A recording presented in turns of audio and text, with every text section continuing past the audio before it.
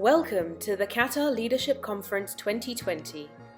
Our opening ceremonies have been deconstructed into short videos that will show you how to make the best out of your conference participation. This video will focus on how to join our online platform and introduce to you two of our conference coordinators and our keynote speaker for today. Hi, I'm Ali Fakhro. And I'm Hind, and we're your conference coordinators for this year's QLC. To find a suitable place to watch our workshops, it's better to get out of bed. Despite not having human interaction in this conference, there's still a dress code, of course.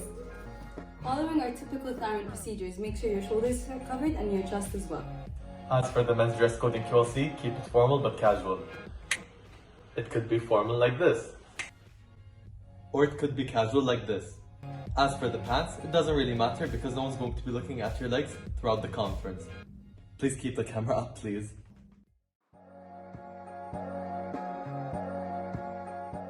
Step 1 is to find your 9-digit session ID. A summary of your workshop sign-up was sent to you as an email. The email should look something like this, with a table at the bottom, outlining your workshop selection and the 9-digit IDs for each of the workshops. Seeing as this conference is online, the platform that we will be using for communication and workshops is GoToTraining. Ensure that you have the app downloaded prior to the conference. In order to join the meeting, there will be both a 9-digit meeting ID that will be sent through email as well as a link provided. You can enter it into the GoToTraining app or into the Chrome browser. You can use either Chrome or the app, but the app is preferred and is 100% safe to use. When you first join, you'll be prompted to choose which audio method and camera you'd like to use and how you'll appear in the meeting upon launch. Please enable your camera for the whole duration of the conference. Step 2 is to open Google Chrome and visit jointraining.com. The link has been sent to you in your workshop summary.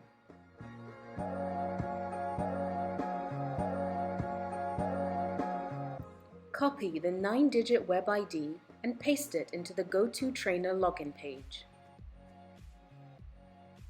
Then simply sign in with your email address.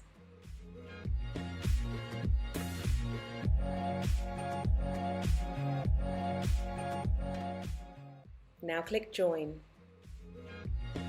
This will direct you to the GoToTraining opener. A pop-up box will appear. Click Open GoToOpener. This will launch the workshop training session. It may take a few moments.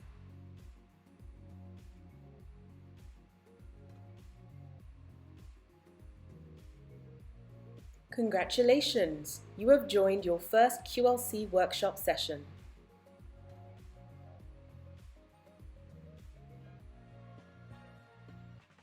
You will have access to both your webcam and microphone. To speak, unmute yourself. Click the webcam icon from the window to turn on your camera. Hello! Optimal audio and noise control, please use headphones or earphones. To find a suitable place, find somewhere like your bedroom desk. Was it so messy? Much better. Or your coffee table. Or for a more professional setting, your dining table. Seeing as this conference is online, you'll need to ensure a suitable laptop, stable internet connection, working audio, and your camera on for engagement purposes and to ensure that your experience is perfect. Ali, the rest of the execs and I hope to see you participating in this year's online conference. For more information, check out qatar.thimun.org.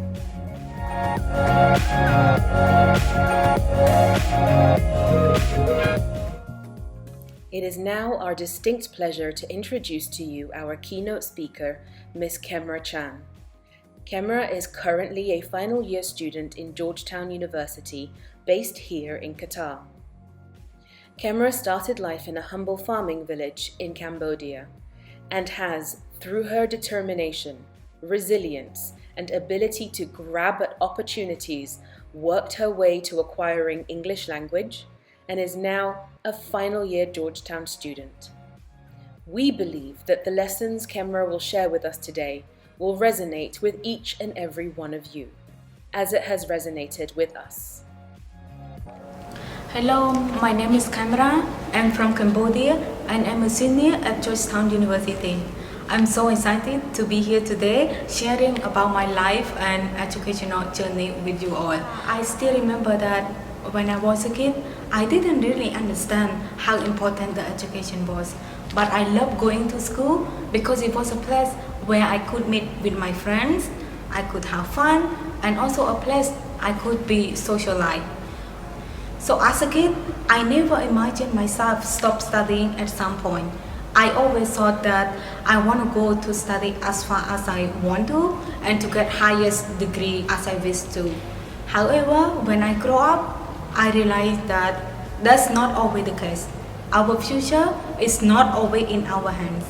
It started when my oldest brother was forced by my parents to stop studying at the age of 11 to go and work in the farm with my father so that he could be part of helping family to earn the money. And my brother was very smart. He was always on the top of his class and had a dream of becoming a teacher. But because of the financial issues, he couldn't continue his studying. And the situation happened again to my second brother and my two older sisters. Because of the financial situation in our family, everyone were forced to leave school and go to work. When I was in high school, it was again when my parents asked me to stop studying, but I didn't want to because I really want to go to university. It became the biggest dream of my life to go to university, and also because I deeply believe in it that university can bring me to a better place than my sibling did. But it was a lot of struggle along the journey. My parents always complained that I didn't want to have my family. But actually, I did want to have them, but just I believe that education can help me to become a better person. Also, because I'm the youngest child in my family, the demanding of asking me to work in the farm was less compared to my sibling. Luckily, I can continue my study. However, attending the university was still out of the question. It is because the university fees are so expensive compared to the amount of money that my parents could earn per year as farmers. So I decided to apply for a scholarship. In 2015, I won a scholarship to study in the University of Cambodia, and then at the age of 16, I decided to leave from home to go to the city alone to attend the university. After reaching the city, I immediately applied for a job so that I can earn money to support my living expenses and my room rent in the city. A year later, I got invited by Rota to come to Qatar for the first time to attend the Empower Youth Conference. It was the moment when I met with Her Excellency Sheikha Mayasa, who sponsored our high school earlier in Cambodia. And it was a moment when she decided to offer me a full scholarship to study in an education city university if I could complete the university entrance requirement here. My first challenge was to improve my knowledge of English. So I decided to attend academic break program for 1 year. Coming to study in Qatar was a short journey for me. It felt like coming from a small village to a big city with people from diverse backgrounds. I faced a lot of challenges. The cultural difference, feeling homesick, and also with the language struggle, especially with English, because I didn't really know how to speak English when I first come to Qatar. I started learning English only a few years before I come to Qatar. So my English at the time was still not really in a good condition. However, the obstacle didn't stay with me for a long time. I kept trying so hard, and with a lot of help with my teachers, I could get accepted into two university and education cities, Northwestern and Georgetown. Kemra Chan graduated with honors at the top of her class for the ABP graduating class of 2017. So what I want to show here is that hard work makes everything possible. As a human being, we all experience fears. But remember that never let those fears to hold you back from what you want to do and who you want to be. Sometimes, just like one or many of you, sometimes when I went through difficulty, I feel like life is so hard. But at the same time, I never want to give up from what I'm doing. But instead, I always try to turn my obstacle into the opportunity. For example, like this summer, I faced an extreme mental breakdown. It was because of the corona situation. I couldn't have a chance to visit my family. And the issues were that I only visit my family once per year. But because of the corona, I couldn't, which means that I had to wait for another year to see my family. And together with the corona issues that spread all over the world, I was afraid if my family were affected and what they're going to do and how they're going to survive. I was concerned and I was in a mental breakdown, especially after hearing that my sister lost her job.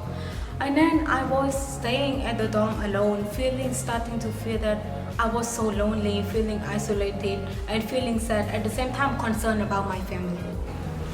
And then I started to realize that I couldn't let the situation going on because it's not gonna have to improve any situation.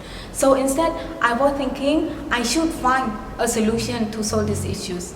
So I woke up early morning, I started open my laptop and applied for the opportunity. I start applying for summer job and summer internship so that I can keep myself busy. And then as a result, I got money to send back home, to send to my parents, and at the same time to send to my sister. My sister used the money that I sent to open a new business at home and have a better life. And also my parents can afford with their living expenses. From this, I learned that we shouldn't let obstacles to hold us back. We shouldn't stuck into one obstacle and one situation. We should always try to find a way to get out of the obstacle and to make the situation better. As I grow up, I learned that we never too small to make a change. So never underestimate your ability of achieving something before trying it.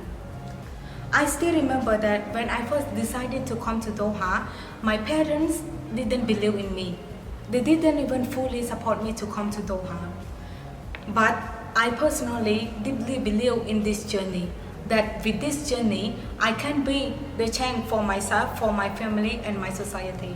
But I can see a lot of change in the perception of my parents and of the people in my community. From the person that doesn't believe in value of education, to people who encourage other children to go to school.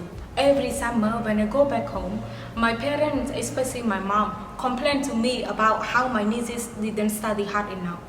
And also my neighbor started to send their children to come and sit with me and talk about educational journey.